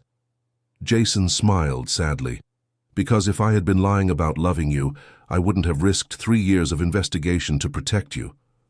The logic was irrefutable, and Michael hated himself for admiring the other man. Jason had sacrificed his mission for Emily. He had risked his career to protect her. It was exactly the kind of romantic and courageous gesture that Michael never had the courage to make. Emily, said Jason, moving away, when all this is over, if you still want to talk. I do. Her response was immediate. I want to understand everything. So I want to know who you really are. And after. Emily looked at Michael, then at Jason. After, I'll have to decide between 2 men I love in different ways. Her honesty hit both men like lightning. Michael felt simultaneous hope and despair.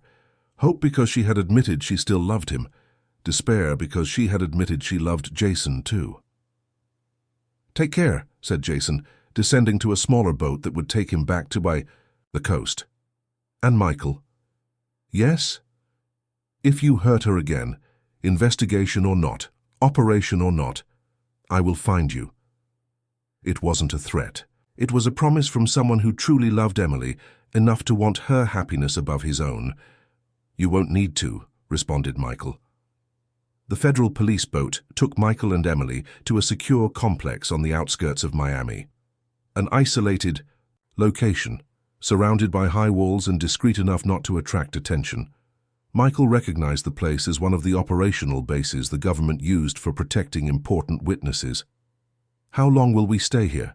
Asked Emily as they were escorted to a comfortable but simple cottage. Until we neutralize the threat, responded Commander Brooks. A few days, at most a week. And after? After you decide what you want to do with your lives. The cottage had 2 bedrooms, a small living room, and a basic kitchen.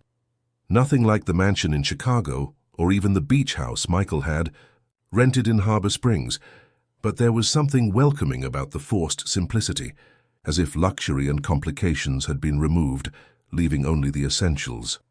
Michael watched Emily exploring the space, touching the simple walls, testing the firmness of the basic furniture. There was a lightness in her that he hadn't seen in years, as if the absence of opulence somehow freed her.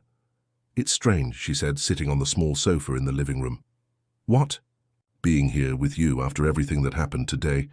Michael sat beside her, maintaining a respectful distance. Strange how? Like we're 2 different people.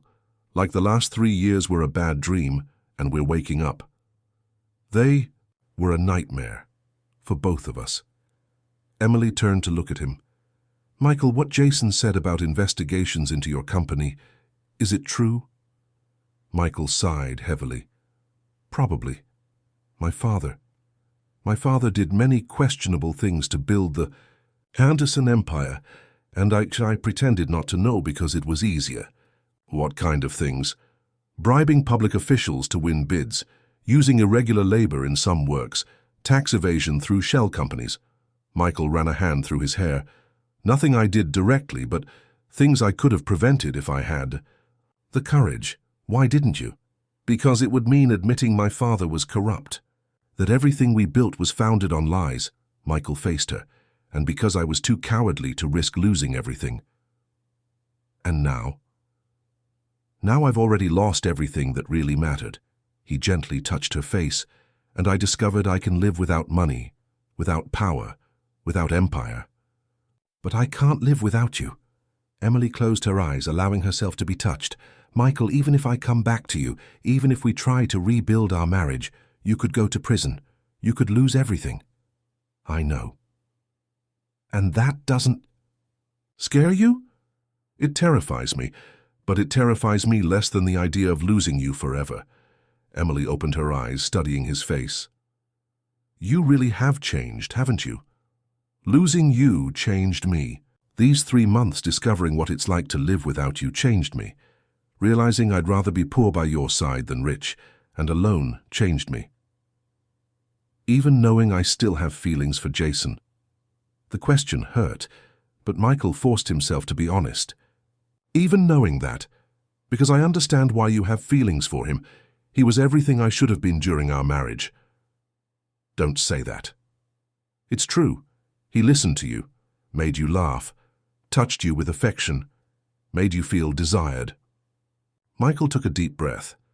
I spent 3 years treating you like an ornament, and he spent 3 months treating you like a queen.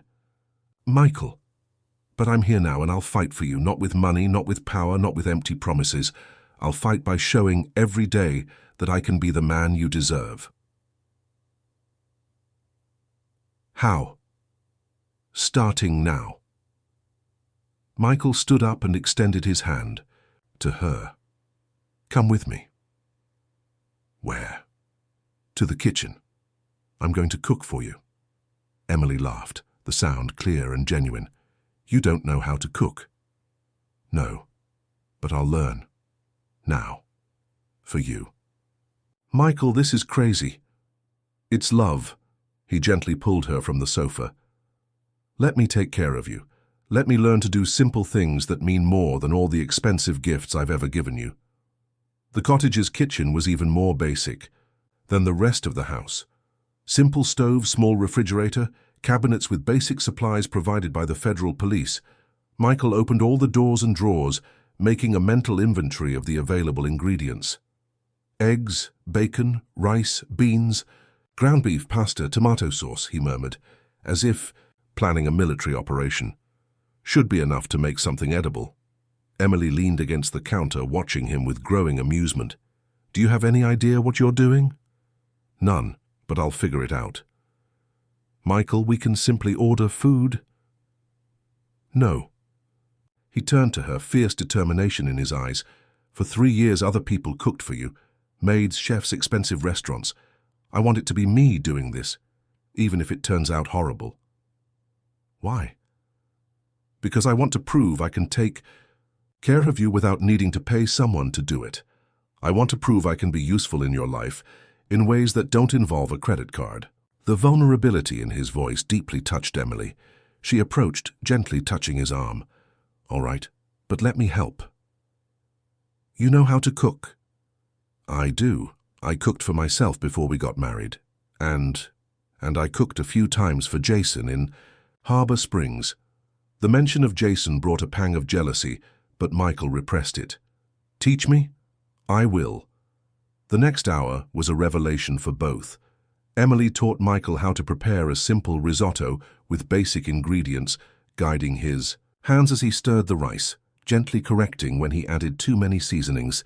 Michael discovered there was something deeply intimate about cooking together, something that had nothing to do with money or social status. Slowly, she said, covering his hand with hers as he stirred the risotto. If you stir too quickly, you'll break the grains. Michael stopped focusing on the food and began to focus on her proximity, on the warmth of her body against his back, on the jasmine perfume mixed with the aroma of the food, on the way her breath brushed his ear when she whispered instructions. Emily, he murmured. Yes? I'm trying to focus on the food, but you're distracting me. How? Michael turned in her arms until they were face to face, almost touching, being too close, smelling too good, being too beautiful. Emily blushed, but didn't move away. Michael, the food will burn. Let it burn. He leaned in to kiss her, but she placed her hand on his chest, stopping him. No. Why? Because when you kiss me, I forget everything.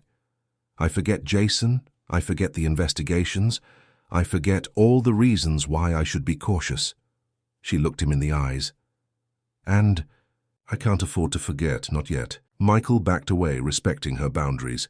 Then what do you want from me? I want you to finish cooking for me.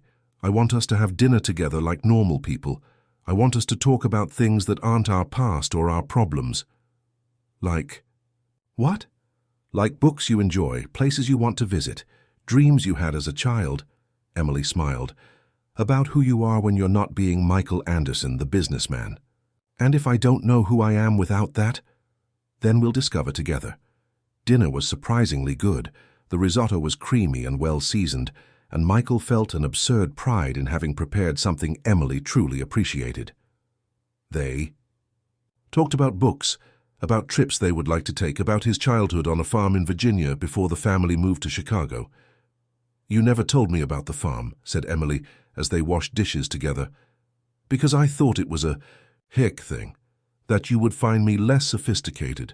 Michael, I grew up in a small town in upstate New York. My father was an accountant, my mother a teacher. I never cared about sophistication." "Then why did you never ask about my childhood?" Emily hesitated. "Because you always changed the subject when I tried, always diverted to work or to future plans, never to the past. Because the past hurt. Remembering how happy I was on the farm, before my father became obsessed with power and money, before my mother withered away." Michael stopped washing the plate he had in his hands. It was easier to pretend that life never existed. "And now? Now I want to go back there. I want to take you to see the farm. I want to show you the creek where I fished as a child, the tree where I built a treehouse, the field where I learned to ride a horse.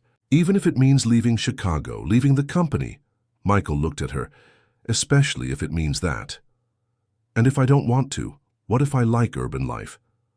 Then we'll find a middle ground, a house with a big garden in Chicago, a weekend. Property, anything that makes you happy. And the business? I'll do whatever is necessary to clean up the company, return money obtained illegally, cooperate with investigations, pay fines and compensation, even if it means losing half the assets. Why?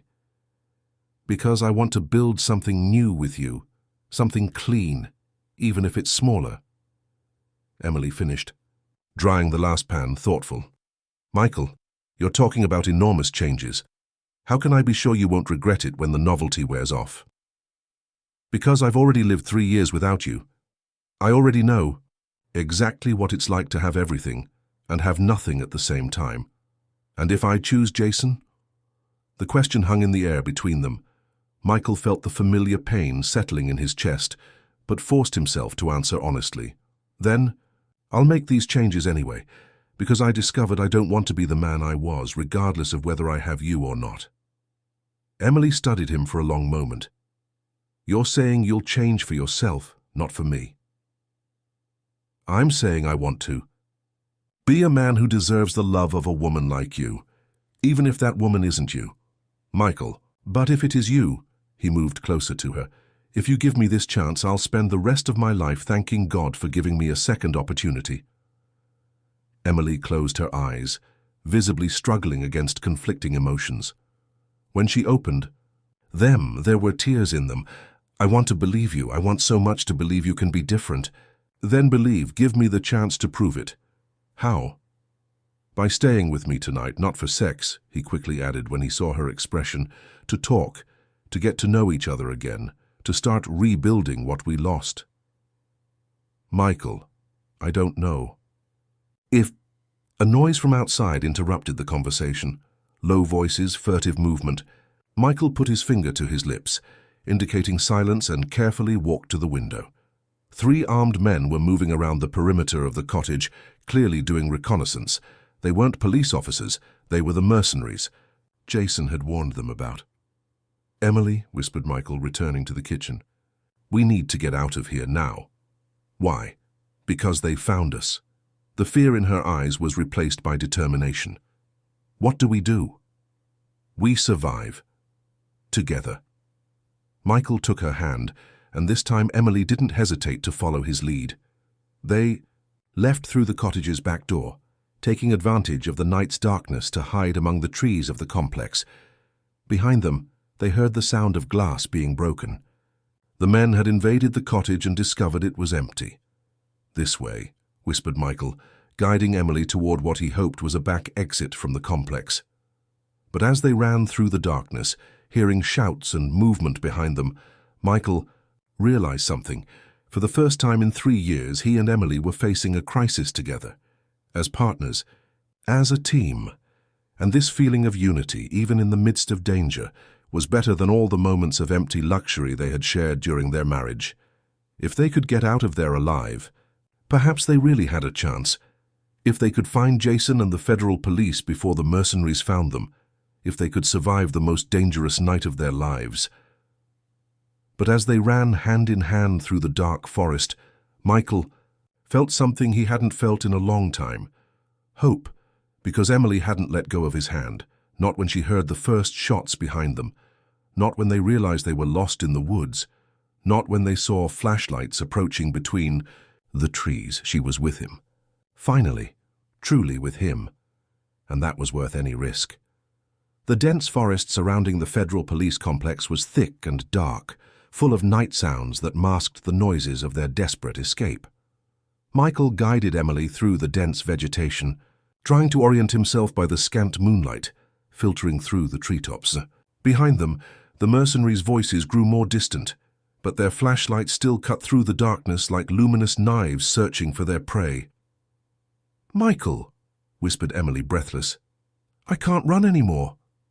He stopped immediately, pulling her behind a thick tree. Emily was pale, breathing with difficulty, trembling from both fear and cold. Michael took off his own shirt and placed it over her shoulders, leaving himself with just a t-shirt. "Listen," he said softly, holding her face between his hands. "We're going to be fine. I won't let anything happen to you." "How can you be?" "Sure, because I finally have something worth fighting for." He gently kissed her forehead. "And because I know Jason won't give up on finding us." As if his words had the power of invocation, the distant sound of boat engines echoed through the forest. They weren't the heavy sounds of the mercenaries' vehicles, but something lighter, more agile. Michael felt a spark of hope. "Come," he murmured, helping Emily to her feet. "Let's head toward the water." They walked as quietly as possible through the dense vegetation, orienting themselves by the growing sound of the engines.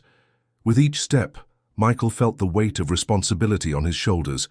During 3 years of marriage, he had failed to protect Emily from the things that really mattered, from loneliness, from emotional neglect, from the emptiness of unrequited love. Now, finally, he had the chance to protect her from something concrete, tangible. And he wasn't going to fail. 15 minutes later, they reached the bank of a small river that cut through the property. On the water, 2 fast federal police launches were approaching, powerful headlights sweeping the banks. In the first vessel, Michael recognized Jason's silhouette, still wearing the bulletproof vest that identified his position as a federal agent. "Here!" shouted Michael, emerging from the cover of the trees and waving his arms. The launches immediately changed direction, approaching the bank where they stood. Jason jumped into the shallow water before the vessel even stopped completely, running toward Emily. "Are you hurt?" he asked, quickly examining both of them. "We're fine," replied Emily, but her voice trembled. "How did you find us?" "Thermal. Tracking. When we discovered the complex had been invaded, we mobilized all teams." Jason turned to Michael. "How many men did you see?" "At least 3 around the cottage. There might be more. There are 8 in total." Commander Brooks appeared beside Jason, speaking on the radio with other teams. "But we've already neutralized 4. The others are surrounded." "Neutralized how?" asked Michael. "Arrested. This operation is to capture, not to kill." Brooks studied Michael attentively. "Unless they force us to." A distant gunfight echoed through the forest, confirming the confrontation wasn't over yet. Jason immediately positioned himself between Emily and the direction of the shots. "We need to get them out of here," he said to Brooks. "Now." "I agree. But first," Brooks approached Michael. "Mr. Anderson, I need you to understand the situation. The men who tried to kidnap you are part of a criminal organization that has been under investigation for years. They have information that you possess documents that could incriminate politicians and businessmen involved in corruption schemes." "What documents?" "Contracts, emails, financial records left by your father. Things you may not even know you have." Michael felt his stomach contract. "And if I don't have these documents?" "They'll keep trying until they're sure, or until they manage to force you to fabricate false evidence that exonerates them. And if I cooperate with the investigation? Then this threat disappears." but that would mean completely opening Anderson Construction's files. Everything. No exceptions. Michael looked at Emily, who was watching him with a mixture of fear and expectation. It was clear this was a decision that would change everything. Cooperating would mean exposing decades of his father's crimes, probably losing a large part of the family's assets, possibly facing criminal charges. But not cooperating would mean living on the run forever, putting Emily in constant danger. "I'll cooperate," said Michael without hesitation. "Michael, are you sure?" Emily's voice was full of concern. "You could lose everything." "I already lost everything when you left home." He held her hands. "Everything that matters is right here, in front of me. The rest is just money." Jason observed the exchange with an expression Michael couldn't decipher. There was something like admiration in his eyes, mixed with a deep sadness. "Mr. Anderson," said Brooks, "if that's your decision, we need to move you to Washington, D.C. tonight. There you'll give a formal statement and provide all necessary documents. And after? After you'll be free to leave or stay, depending on what you decide about the ongoing investigations into your company." Another gunfight, closer this time, interrupted the conversation. Brooks spoke quickly on the radio, coordinating the field teams. "We need to go. Now." The boat trip to the helicopter waiting for them was tense but quick. Michael observed Jason during the entire journey, noting how the other man avoided looking directly at Emily. There was something final in those gestures, as if Jason had already accepted he had lost. "Jason," said Emily, finally breaking the silence, "thank you for everything." "You're welcome." His response was simple but laden with contained emotion. "Will you be all right after all this?" Jason smiled sadly.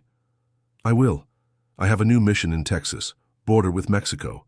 Human trafficking and drugs will keep me busy for a good while." "Is it dangerous?" "It's what I do best." Emily held his hand, and Michael felt a pang of jealousy he tried to repress. "Jason, you lied to me about who you were." "I lied about my profession. I never lied about my feelings." "How can I know the difference?" Jason smiled sadly. "Because if I had been lying about loving you, I wouldn't have risked 3 years of investigation to protect you." The logic was irrefutable, and Michael hated himself for admiring the other man. Jason had sacrificed his mission for Emily. He had risked his career to protect her. It was exactly the kind of romantic and courageous gesture that Michael had never had the courage to make. "Jason," said Michael, surprising everyone, including himself. "Thank you." "For what?" "For taking care of her when I didn't know how. For protecting her when I wasn't there. For—" Michael took a deep breath. "For loving her as she deserves to be loved." The silence that followed was laden with complex emotions. Jason looked at Michael with something that could have been respect. "Take good care of her," said Jason finally. "If you hurt her again—" "I won't hurt her." Michael took Emily's hand. "I won't give her reasons to look for another man." "Michael," Emily began, but Jason interrupted her. "He's right, Emily. You two have history. You have a connection that can't be denied." Jason leaned in and gently kissed her forehead. "Be happy." The helicopter was waiting for them in an open field 15 minutes away by boat. Michael helped Emily board, then turned to say goodbye. "To Jason one last time." "Michael," said Jason before he climbed into the helicopter. "Yes. If you disappoint her again, I'll know, and I'll come looking for you." It wasn't a threat. It was a promise from someone who truly loved Emily enough to want her happiness above his own. "You won't need to," responded Michael. The flight to Washington, D.C. lasted 3 hours. Emily slept most of the time, exhausted by the stress and adrenaline of the escape. Michael spent the 3 hours watching her sleep, memorizing every detail of her face, every expression that passed over her features as she dreamed. In Washington, they were taken to a secure hotel near the White House, 2 adjoining rooms with federal agents discreetly positioned in the corridors. Michael would spend the next 3 days giving statements and providing documents that would incriminate dozens of powerful people. But for the first time in years, He wasn't concerned about the political or financial consequences of his actions. "Michael," said Emily, when they were finally alone in the corridor between the rooms, "are you sure about what you're doing?" "Absolutely. You'll lose a lot of money. You might face criminal charges. You might—" "Emily," Michael gently touched her face. "For 3 years, I was afraid of losing money, afraid of losing status, afraid of losing power. And while I was afraid of losing things, I lost you. The only thing that really mattered. And if I can't forget, if every time you touch me I remember how lonely I felt by your side, then we'll create new memories, as many as necessary until the bad ones are just distant ghosts." "How?" "Starting tonight." Michael moved closer to her until he could feel the warmth of her body. "Let me really love you, Emily, the way I should have always loved you." "Michael, not as an obligation, not as a conjugal duty, as a man who recognizes in the woman before him the only possible salvation." Emily closed her eyes, visibly struggling against 3 years of hurt and 3 months of emotional confusion. When she opened them, there were tears in them, but there was also something Michael hadn't seen in a long time: hope. "If I say yes," she whispered, "if I give you this chance, do you promise it will be different? I promise I'll spend the rest of my life proving I'm different." "How?" Michael leaned in and kissed her softly, pouring into that kiss 3 years of regret and a lifetime of repressed love. When they separated, both were breathless. "Like this," he murmured against her lips, "every night for the rest of our lives." Emily looked at him for a long moment, studying every line of his face, looking for signs of falsity or manipulation. But all she saw was genuine vulnerability, real love, and a fierce determination to be deserving of the second chance she was offering. "All right," she finally said, "but in my room and slowly. I want to remember every second." Emily's room was simple but comfortable: double bed, functional furniture, a small balcony with a view of the Potomac River, nothing like the luxury hotels where they used to stay during business trips, but there was something liberating about the simplicity. Michael closed the door behind them and stood still, just watching Emily. She was nervous, he could see. 3 years of marriage, and she was nervous to be alone with her own husband. The realization hurt, but it also fueled his determination to do things differently this time. "Emily," he said, approaching slowly, "if you change your mind at any moment—" "I know," she took a deep breath, "but I won't change my mind. I just need it to be different this time." "How do you want it to be?"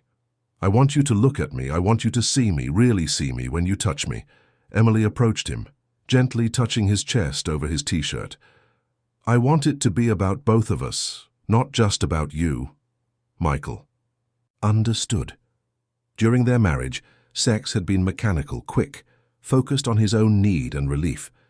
She was right to fear the pattern would repeat.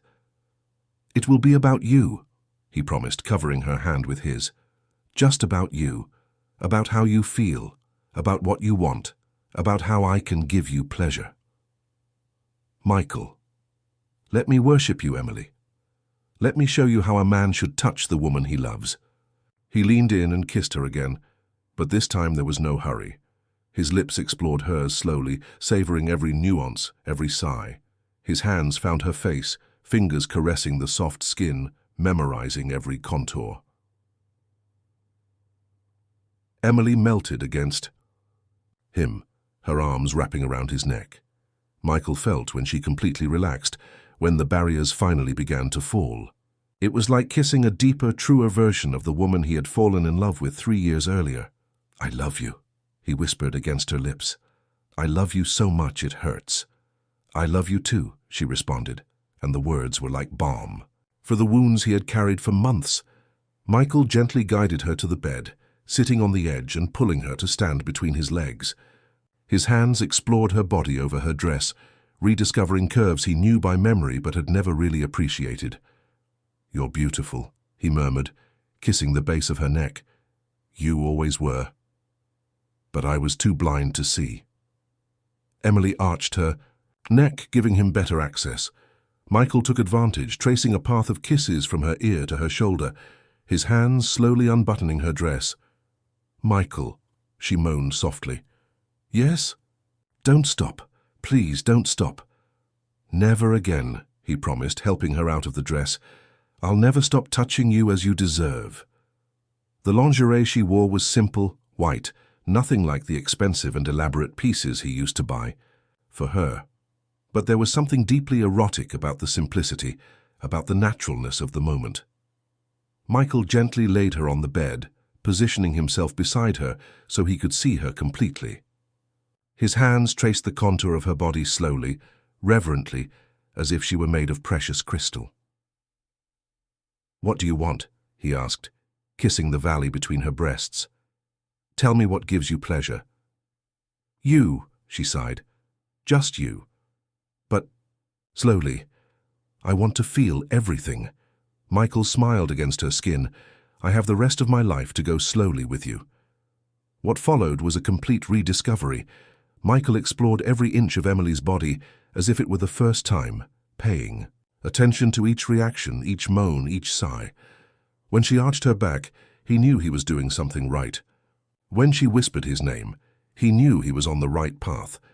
For the first time in 3 years of marriage, Michael made love to his wife for real.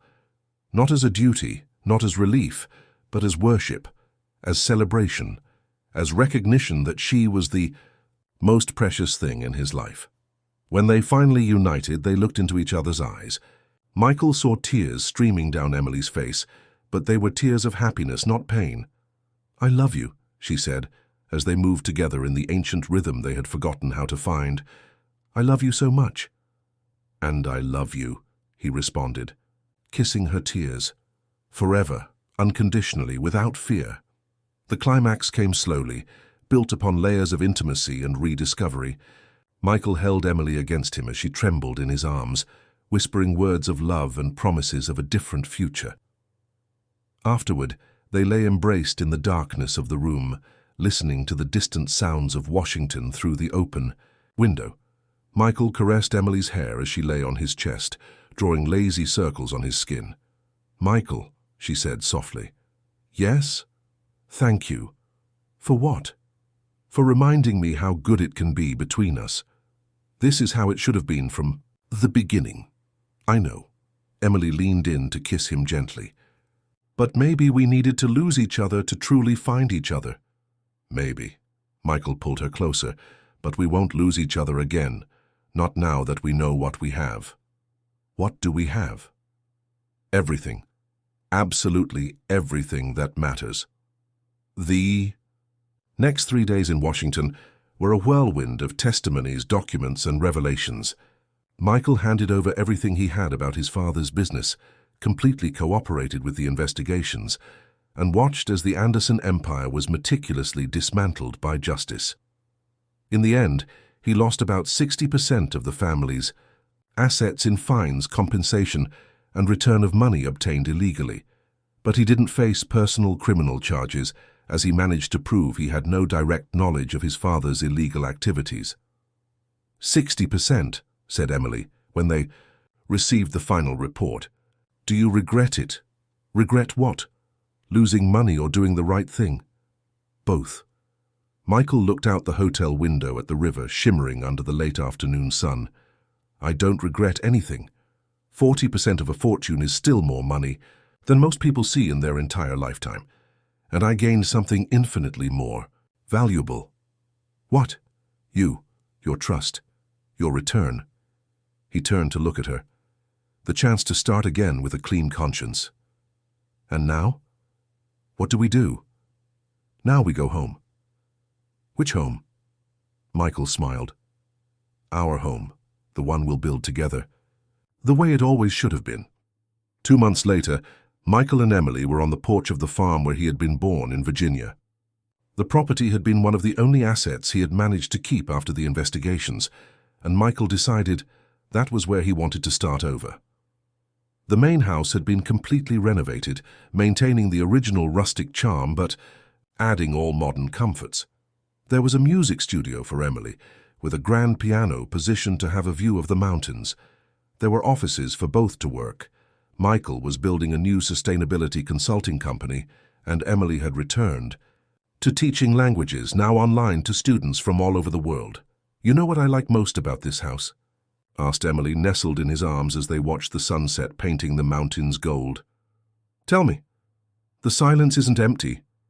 It's full of possibilities." Michael smiled, kissing the top of her head. "Like our marriage." "Yes, like our marriage." They had married again in the small chapel in town, in a simple ceremony with only a few close friends and Emily's parents.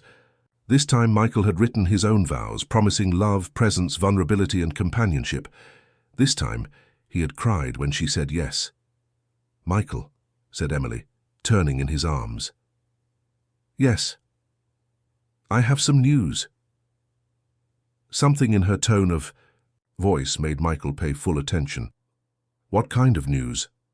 Emily smiled, placing his hand on her stomach. "The kind that will keep us awake for quite a few nights in the coming months."